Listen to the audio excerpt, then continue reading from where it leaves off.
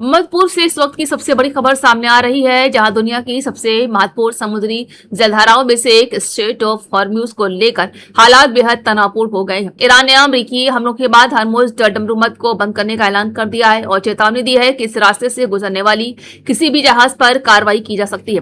तो वहीं अमेरिकी राष्ट्रपति डोनाल्ड ट्रंप ने साफ शब्दों में कहा है कि अगर हालात नहीं सुधरे तो अमेरिका ईरान पर और अधिक बड़ा हमला करेगा। जी हां, मणिपुर में चल रहा तनाव अब एक नए और खतरनाक मोड़ पर पहुंच गया है। ईरान के शीर्ष सैन्य कमान ने घोषणा की है कि अमेरिकी हमलों के जवाब में स्ट्रेट ऑफ हॉर्मुज को बंद करने जा रहा है। यह वही समुद्री मार्ग जिसके जरिए दुनिया के बड़े हिस्से में तेल और गैस की सप्लाई होती है। ईरान ने कहा है कि अब किसी भी तेल टैंकर या व्यापारिक जहाज को इस रास्ते से गुजरने की अनुमति नहीं दी जा सकती है और अगर कोई जहाज जबरन प्रवेश करने की कोशिश करता है तो उसके खिलाफ सैन्य कार्रवाई की जा सकती है।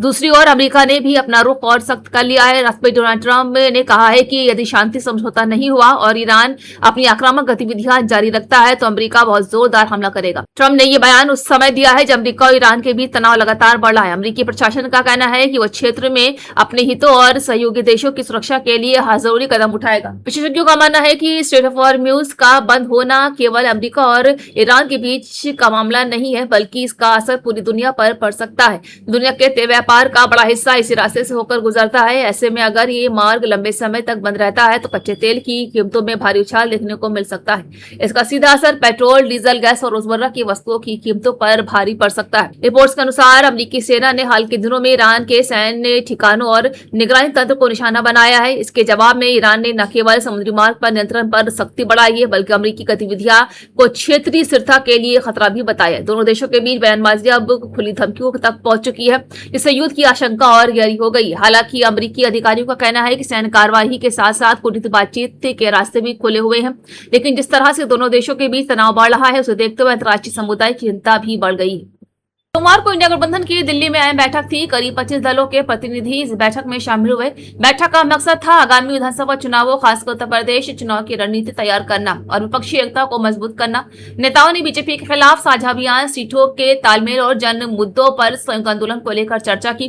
लेकिन बैठक के दौरान जो राजनीतिक हलचल सामने आई है उसने सियासी गलियारों में नई बहस छेड़ दी है। सूत्रों के मुताबिक बैठक में कई दलों के नेताओं के बीच रणनीति को लेकर मतभेद भी देखने को मिले हैं। कुछ पार्टियां सीट बंटवारे को लेकर अपनी अलग राय रखती नजर आई है, जबकि कुछ नेताओं ने गठबंधन के भविष्य को लेकर सवाल खड़े कर दिए। यही वजह रही है कि बैठक खत्म होने से पहले ही कई तरह की अटकलें शुरू हो गई हैं। राजनीतिक विशेषज्ञों का कहना है कि विपक्षीय एकता की तस्वीर जितनी मजबूत दिखाई जा रही है, जमीन पर उतनी ही आसान नहीं है।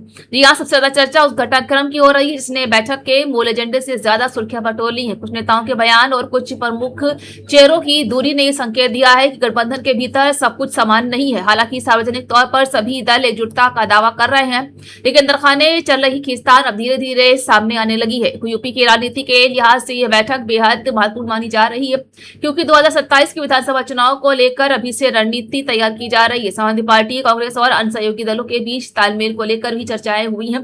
लेकिन बैठक के बाद जो राजनीतिक संदेश बाहर आया है उसने ये सवाल खड़ा कर दिया है कि क्या इंडिया गठबंधन चुनावी मैदान में पूरी तरह मजबूती के साथ उतर पाएगा या फिर अंदरूनी मतभेद उसके राह में मुश्किलें पैदा करेंगी।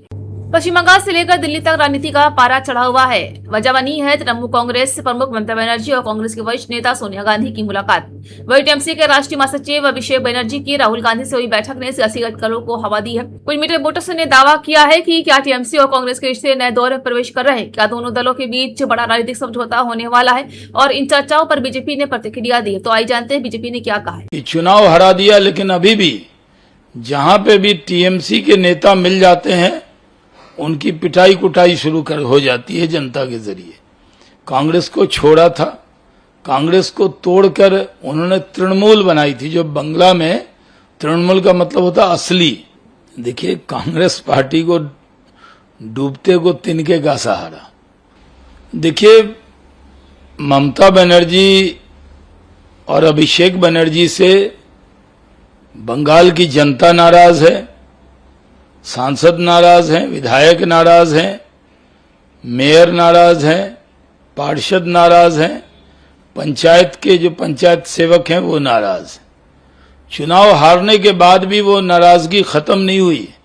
जनता में इतना ज्यादा गुस्सा था कि चुनाव हरा दिया, लेकिन अभी भी जहां पे भी टीएमसी के नेता मिल जाते हैं उनकी पिटाई कुटाई शुरू हो जाती है जनता के जरिए। इसलिए सब लोग जान चुके हैं। पश्चिम बंगाल की राजनीति से जुड़ी इस वक्त की बड़ी खबर सामने आ रही है। तृणमूल कांग्रेस यानी टीएमसी के कुछ नेताओं और सांसदों ने के एनडीए में शामिल होने की अटकलों के बीच कांग्रेस सांसद इमरान मसूद का बड़ा बयान सामने आया है। इमरान मसूद ने न केवल इन चर्चाओं पर प्रतिक्रिया दी है, बल्कि विपक्षी एकता और दल बदल की राजनीति को लेकर भी अपनी राय रखी है। अपने मुंह मियां मिट्ठू अठन्नी जेब में नहीं बची और बातें कर रहे हैं बादशाहत की।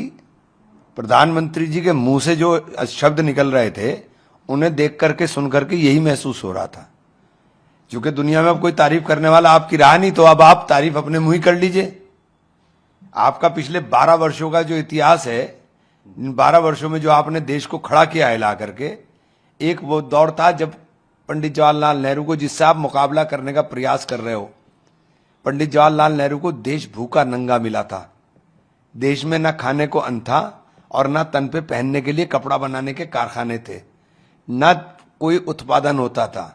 नेहरू जी ने ब्लूप्रिंट तैयार किया, नेहरू जी के ब्लूप्रिंट के ऊपर देश तैयार हुआ, नए नए संस्थान तैयार हुए, सिंचाई की व्यवस्था तैयार हुई, बिजली तैयार हुई, इंफ्रास्ट्रक्चर तैयार हुआ, चंद्रयान भेजने का काम शुरू हुआ। ये तो थे नेहरू। और जब नेहरू अमेरिका गए थे तो वहां के राष्ट्रपति नेहरू जी को लेने के लिए प्लेन के गेट पर पहुंचे थे, सीढ़ियों पर भी नहीं, गेट पर पहुंचे थे। नहीं होनी तो तस्वीरें देख लीजिए। उसके बाद राजीव जी गए थे तो रोनाल्ड रीगन छतरी लेकर के राजीव जी को जा रहा था। ये तो आप अपनी हैसियत समझिए कि क्या है। और आप 3 दिन के बाद आपको प्रोटोकॉल मिला था और एक जूनियर ऑफिसर आपको लेने के लिए जाता है। आपने देश को कहां खड़ा कर दिया? आप बता रहे आप विश्वगुरु हैं, आपने कहां खड़ा कर दिया? आपने अमेरिका के सामने घुटने टेक दिए।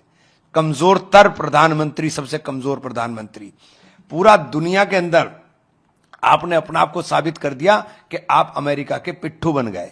लखनऊ के एक ही परिवार के 3 लोगों की सड़क हादसे में मौत हो गई है, वहीं 8 अन्य सदस्य गंभीर रूप से घायल हो गए हैं। जी हां, परिवार बच्चों के साथ गर्मी की छुट्टी में कश्मीर घूमने गया था। लौटते समय अमरोहा और समा जिले के बॉर्डर पर गंगा एक्सप्रेसवे पर उनकी स्कॉर्पियो डिवाइडर से टक्कर हो गई, जहां लखनऊ के चौक स्थित नखास इलाके के शिरमाल वाली गली में रहने वाले चमड़ा कारोबारी अबू बकर परिवार के साथ कश्मीर घूमने गए थे। 10 जून को सुबह करीब 10:30 बजे अमरोहा जिले के सैद नगली थाना क्षेत्र स्कॉर्पियो डिवाइडर से टकरा गई, जहां स्कॉर्पियो का अगला हिस्सा पूरी तरह से क्षतिग्रस्त हो गया। इस हादसे में अबू बकर, उनके छोटे भाई और पत्नी हिना और भांजी जुरैना की मौत हो गई है। अबू बकर के शव को पोस्टमार्टम के लिए संभल भेजा गया है, वहीं हिना और जुनैरा के शवों को पोस्टमार्टम के लिए मुरादाबाद भेजा गया।